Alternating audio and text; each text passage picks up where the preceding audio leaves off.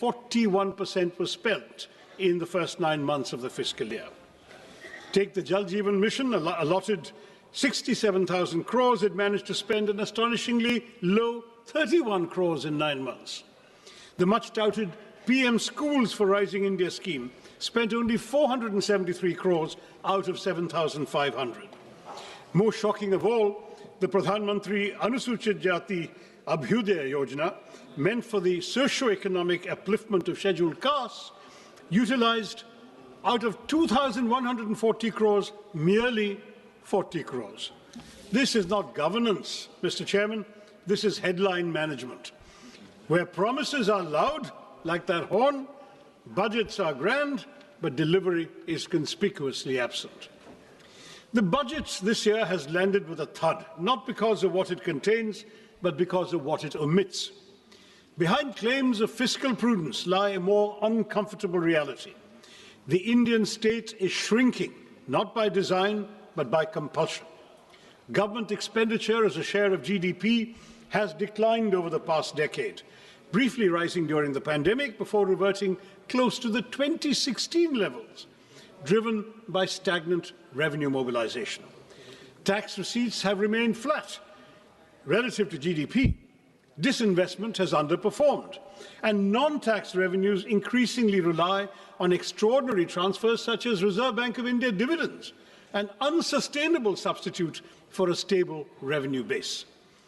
More troubling is the shift in the tax burden towards individuals, bearing a greater share of the tax burden than corporations, despite sharp post-pandemic profit growth. To elaborate further, in fiscal year 2017, corporate taxes were 3.2% of GDP, personal income tax was 2.3% of GDP. In fiscal year 27, that is 10 years later, they are projected to be 3.1% for corporates and 3.7% for personal income tax of individuals. So your revenue is coming disproportionately from the individual taxpayers.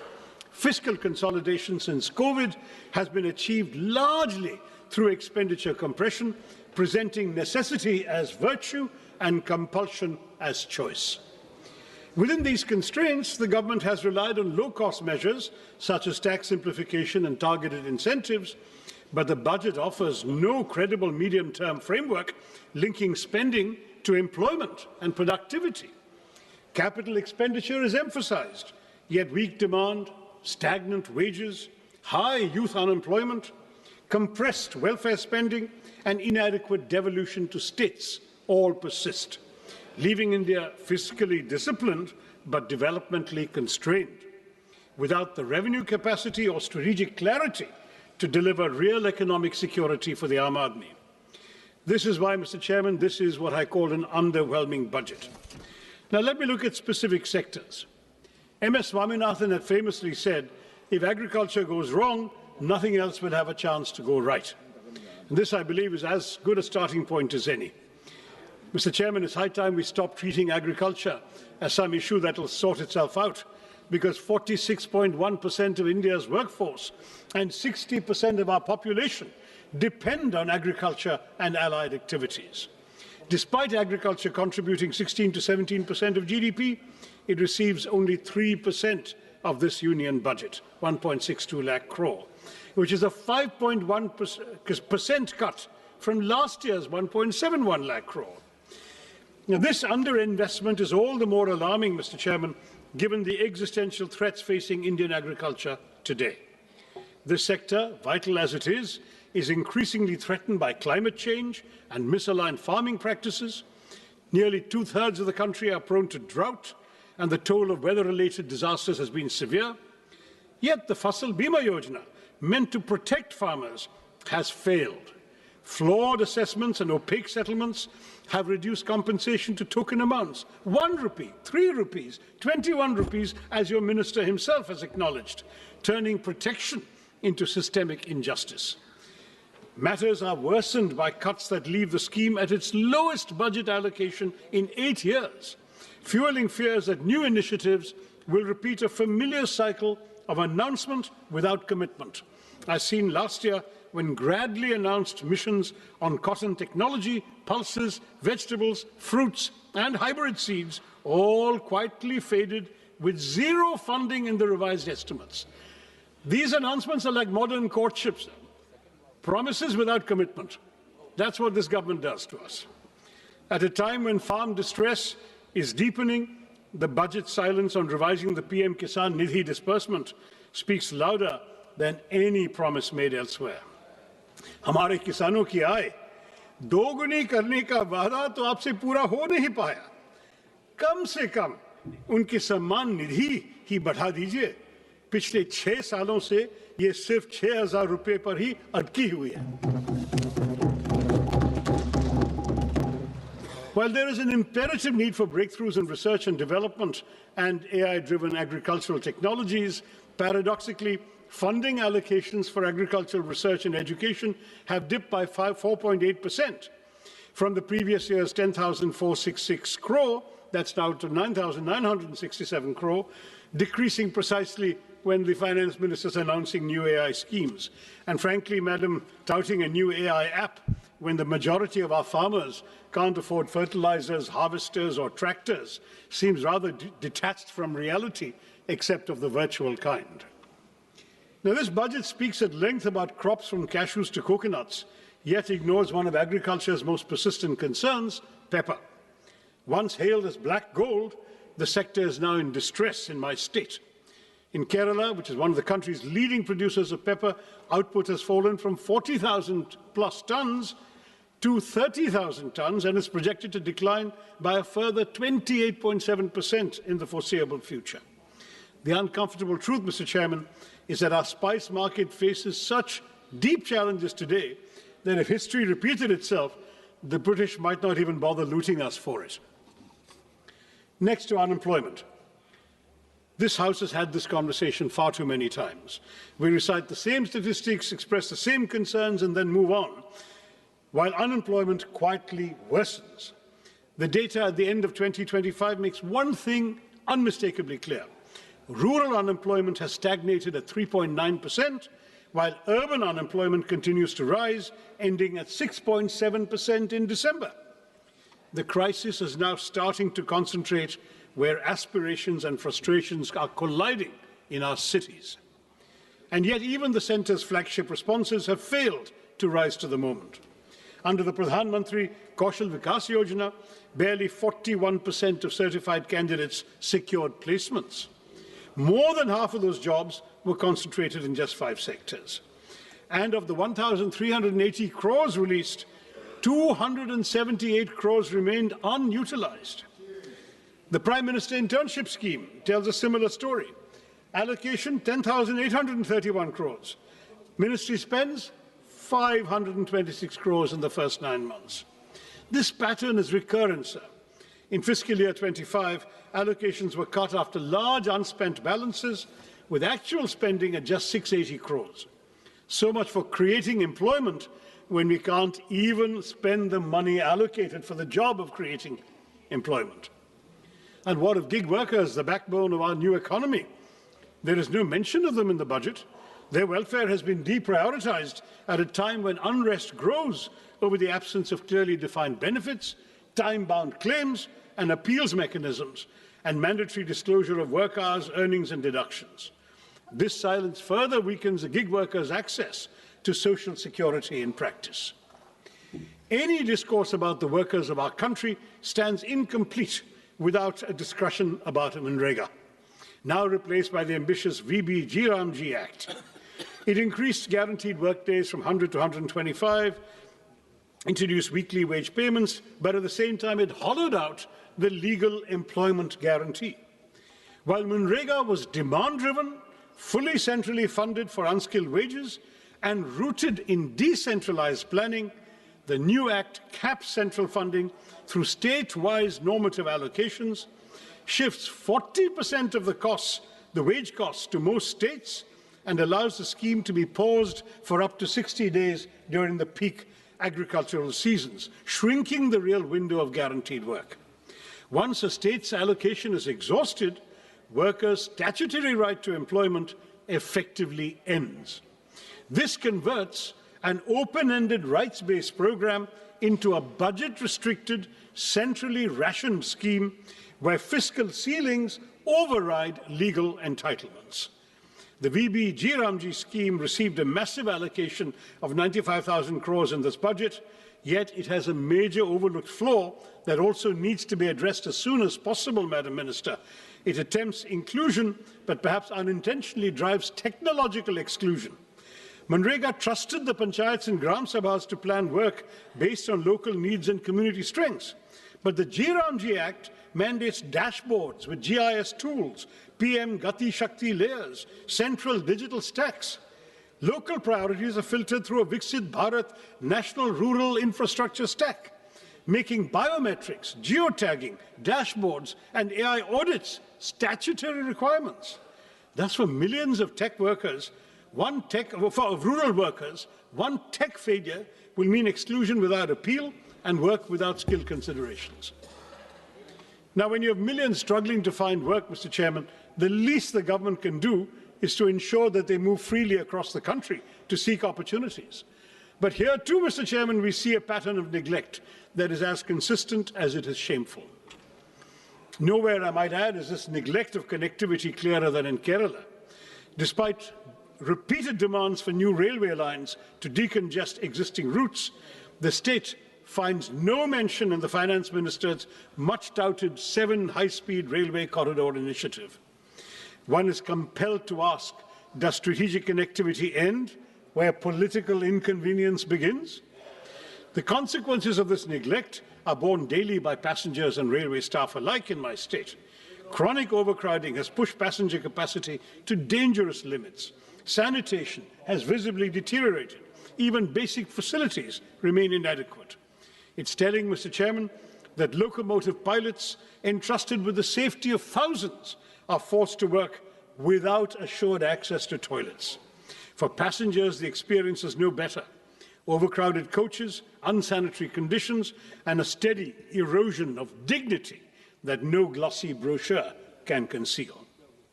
These failures are structural, they're not incidental. The railway sanction strength across categories stands at over 2 lakhs, yet only about 1.59 lakh employees are in service. This staffing deficit compromises safety, delays operations, and stretches frontline workers beyond reasonable limits. A railway system cannot run on announcements alone. Continued underinvestment in capacity, personnel, and basic human conditions risks turning the nation's lifeline into a symbol of administrative exhaustion. And it's not just railways, Mr. Chairman. We hear of national corridors and maritime ambitions, but Vizhinjam Port, India's gateway to global trade, our only port that can host the world's largest container ships, is treated as a local afterthought, with no central support announced for the road and rail connectivity that is hampering its potential as a world-class transshipment port.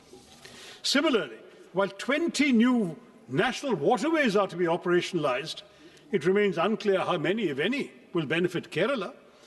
Ship repair ecosystems are promised in Patna and Varanasi, but not in a state with 44 rivers and a rich inland waterway network. Our coastal communities, Mr. Chairman, face the deadly peril of sea erosion that has already leached so much of our territory into the sea. But there is no money for the sea walls and groins so essential for coastal protection. I have been raising this repeatedly in the House over the last 15 years. The centre tells me it's the state's problem. The state says it has no money. So we continue losing our territory, our seafront, to the marauding ocean. The lives and livelihoods of our fisherfolk, mostly living below the poverty line, are apparently of no concern to our budget makers either. And if maritime connectivity disappoints, Mr. Chairman, should we rely on the air? The regional connectivity scheme, which promised to give wings to the armed Nagrik to lift aspirations off the ground, make the skies accessible to all, yet today, many of those promises lie grounded. Nearly a decade on, at least 11 airports launched under UDAN have seen flights taper off or disappear altogether. Runways without aircraft, terminals without passengers, skies conspicuously empty. Last year, we were promised a modified UDAN with 120 new destinations and 4 crore passengers. But in this budget, Mr. Chairman, UDAN does not even earn a mention. Not just that, But for fiscal year 24-25, a total of 81 airports owned and operated by the Airports Authority have incurred financial losses. Duopolies have led to declining service quality, with the Indigo fiasco exposing the vulnerabilities of our airline industry. When aviation policies cannot stay airborne beyond announcements, one must ask whether this government is still committed to democratizing the skies, as it claims, or rather, as the Minister claimed last year. Mr. Chairman, if connectivity cannot move people physically, one would hope education might lift them socially and economically. But here too, we see a betrayal of promises. India speaks of global excellence while presiding over domestic neglect. The national education policy promised 6% of GDP for education. Years later, spending remains at barely 4%, with the union government contributing only 0.4% and leaving states to shoulder an unsustainable burden. The consequences are visible and damaging. Over 1.5 lakh schools lack electricity, thousands lack toilets, ramps, or basic facilities for children with disabilities, and the foundations of learning continue to crumble even as we advertise world-class universities. This neglect hits the most vulnerable the hardest. For scheduled castes, enrollment falls from 99% at the preparatory stage to 70% at the secondary level. For scheduled tribes, from 99% to just 67%. These numbers reveal a system where poverty pushes students out of classrooms and into premature work. We are told artificial intelligence will shape our future, yet only 52% of government schools have functional computers, just 58% have internet access. Where is artificial intelligence going to come to these schools? Technology without access is not transformation, Madam Minister. It is exclusion by design. Continued underfunding paired with grand promises will not uplift our children. It will mortgage India's future at a discount. Mr. Chairman, if education is one pillar of development the government should care about, health is surely the other. Budgets may speak in numbers, but nations are built in flesh and blood. And any budget serious about India's economic potential must invest in human capital, because healthcare is not charity, it is foresight. Yet public health spending remains below 2% of GDP, missing even the government's own promise of 2.5% after COVID. An allocation of over 1 lakh crore to the health ministry may sound impressive, but ambition must be measured in proportion, not in numbers. The consequences are now visible beyond government hospitals.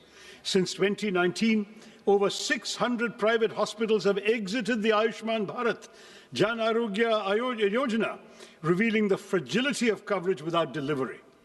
Insurance that arrives late is merely distress deferred.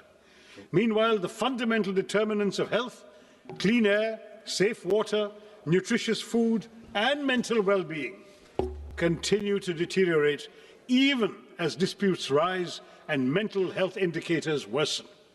A nation that seeks economic greatness cannot afford to economize on the health of its people. While you propose, Madam, exempting 7 additional rare disease drugs from import duties, your centres of excellence for rare diseases are few, unevenly distributed, and unable to utilize even the insufficient funds allocated, leaving thousands of patients to die every year for lack of treatment. And nowhere is this pattern of neglect more glaring than in the case of the long-promised AIMS in Kerala. First year of the NDA government, the promise was announced. The promise still remains unrealized. A state with one of the strongest public health records in the country continues to wait, while this budget, like its predecessors, offers neither clarity, nor timelines, nor urgency. 22 AIMS have been sanctioned across India, Mr. Chairman, but when it comes to Kerala, the silence is deafening. And AIMS that is not even a dot on a map is not institution building, it is institutional disregard. Kerala does not lack need, capacity, or credibility. What it lacks, it seems, is visibility in this government's priorities. Why, Mr. Chairman, is Kerala invisible to this government? I'd like to know. Equally telling is the silence on air pollution.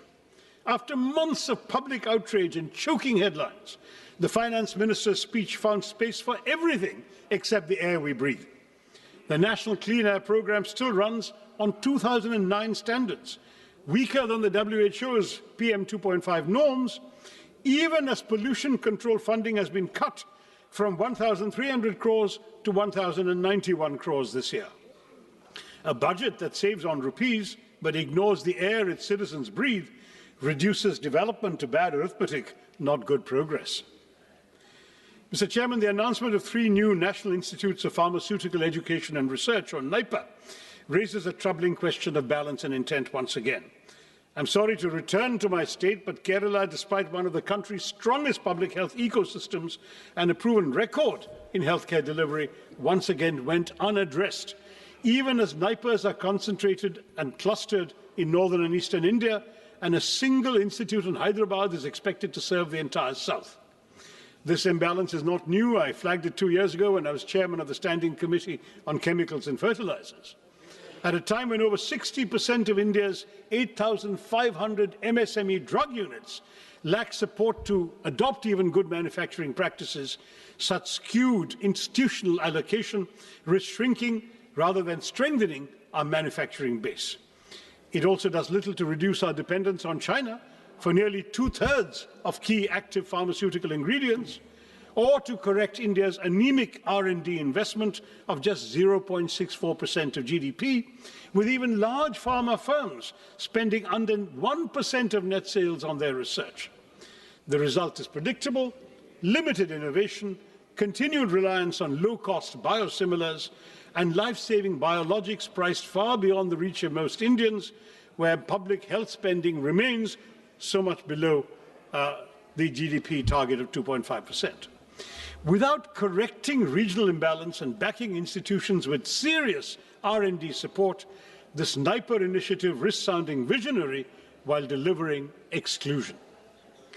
Now, all of these shortcomings in the sectors I've surveyed, in infrastructure, education, healthcare, might have been bearable if at least the economic burden were distributed equitably.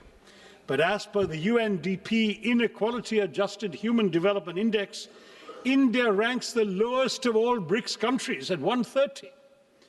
The silent shock absorbers of this economy are the middle class. They are now cracking under the strain. The symbols of success we see today, smartphones, cars, lifestyle assets, are only sustained by EMIs, Mr. Chairman, for the middle class, leaving the Aam Aadmi little room for health insurance, for savings or medical emergencies. Credit cards are once a luxury or a convenience. They've now become a lifeline.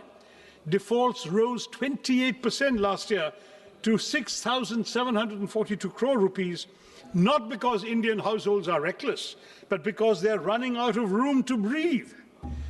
With 2.9 lakh crore rupees in outstanding dues and 10.5 crore cards in circulation, borrowing has become the price of staying afloat. Even as households struggle, the tax burden has quietly shifted onto them.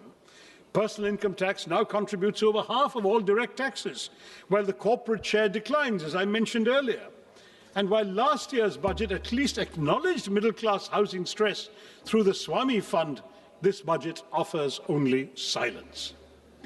Inflation may look subdued on paper, but for citizens, the cost of living has merely been shifted. When the state fails to provide clean air, safe water, and uncontaminated food, households are forced to buy privately what should be public goods: air purifiers, water filters, basic safeguards.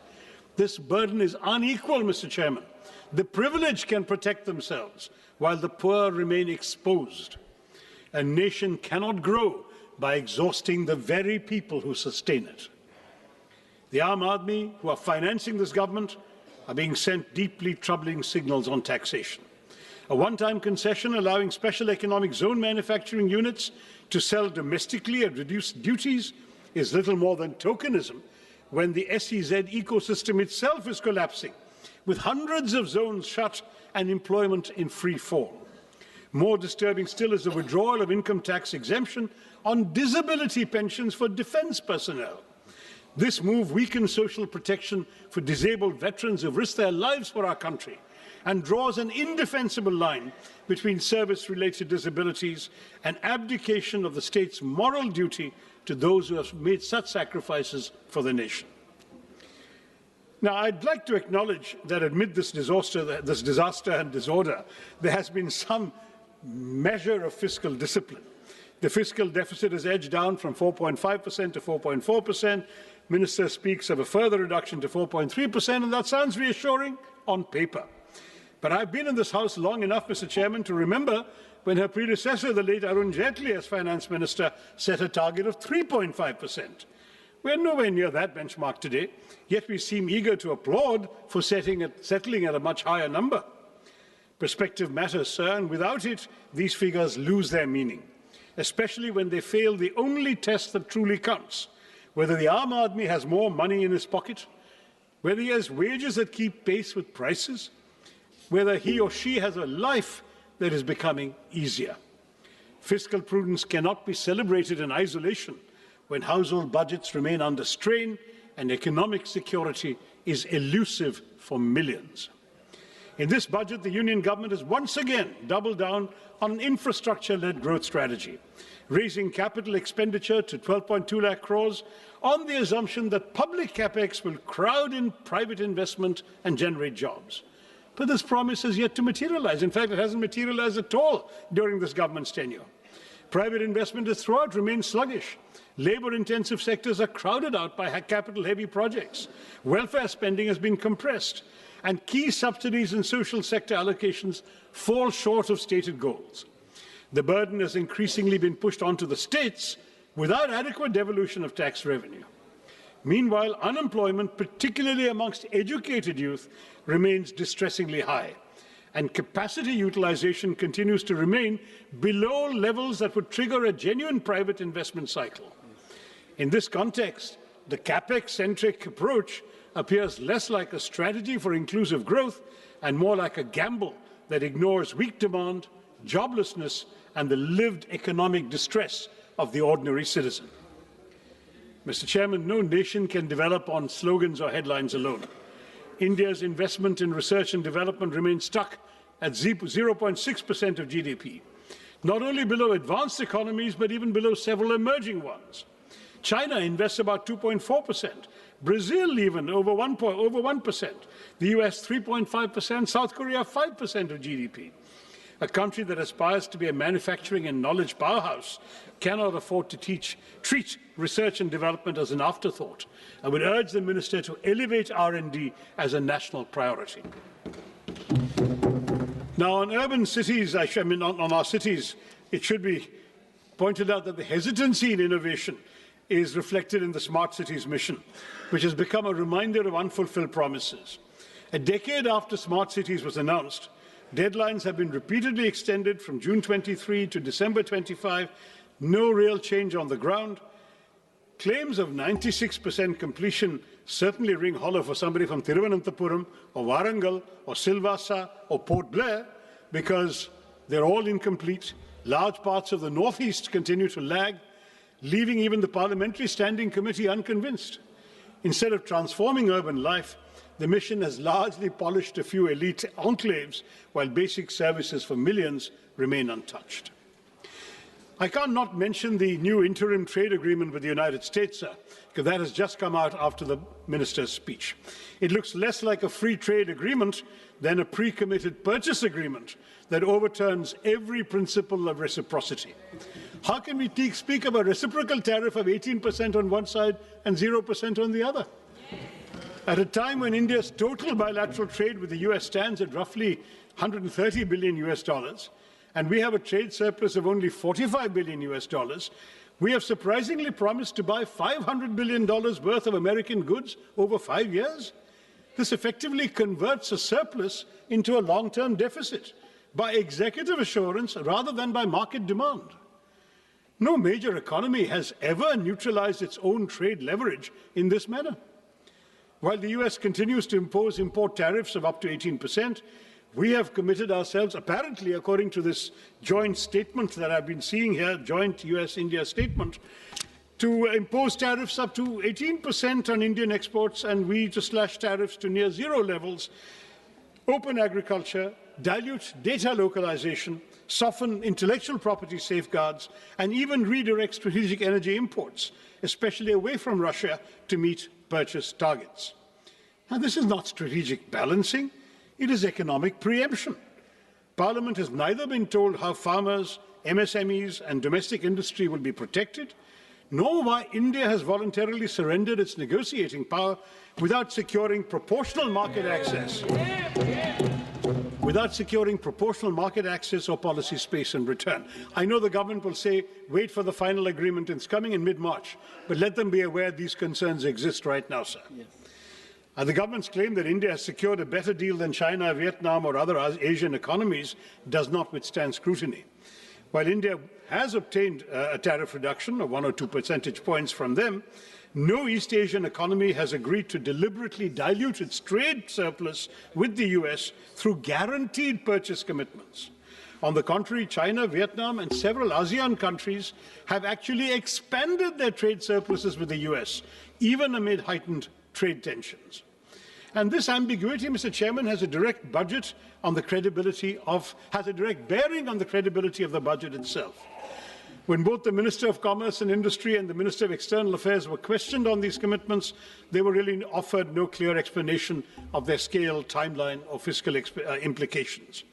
Now, the reason I mention this in the context of the budget is that key budgetary assumptions on trade balances, external financing needs and overall macroeconomic stability rest on information that the Parliament does not possess and has not been given. A budget framed amid such uncertainty is not just incomplete, it asks this House to approve numbers without knowing the obligations that may soon overtake them from this trade agreement. Now, I do want to say that when the two ministers play ping-pong with each other, saying it's not in their mandate to answer the question, each one attributes it to the other, then that looks like a rather disappointing game, because when no minister claims ownership of something like this, accountability disappears, and Parliament is left staring at a budget that conceals obligations that the government seems to lack the courage to admit openly. In short, Mr. Chairman, the real weakness of this government's budget lies in its implementation, where rhetoric is not matched by reality.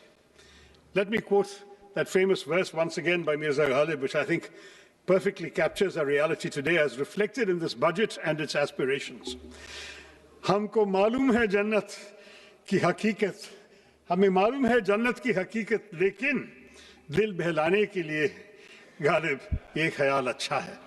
That seems to be what we have had inflicted upon us. We know the reality behind these claims, these tall promises, these narratives of model governance, but they're not policies grounded in outcomes, they're carefully curated illusions. Glossy schemes, utopian projections, they might soothe the imagination, dil to behlata hai, but everyday life for the ordinary citizen of India has remained unchanged. Hope is repeatedly sold, but delivery remains perpetually deferred. Viksit Bharat by 2047 is an admirable ambition, safely more than 2 decades away. This budget offers no credible pathway to reach it. Instead of narrowing the gap, it widens it. Unemployment continues to rise. Poverty hardens. Jobs remain scarce. Wages remain stagnant. Small businesses, already gasping for relief, are smothered under layers of compliance, while informal workers, gig workers who sustain our economy with their labour are pushed further into invisibility and insecurity. Government promises railways, yet stations crumble. They speak of flight, yet Udan has flown away. Our pepper, once celebrated as black gold, withers under neglect. Our long coastline stretches endlessly, but is ignored when it comes to protecting it. Education is curtailed precisely when it should be expanded, while the rhetoric of world-class technology and AI grows louder. 1.5 lakh schools still function without electricity, yet Viksit Bharat is spoken of as if the lights are already on. When vision is severed from reality, it ceases to be aspiration and becomes merely an illusion. A truly Viksit Bharat will not be built on slogans, Mr. Chairman,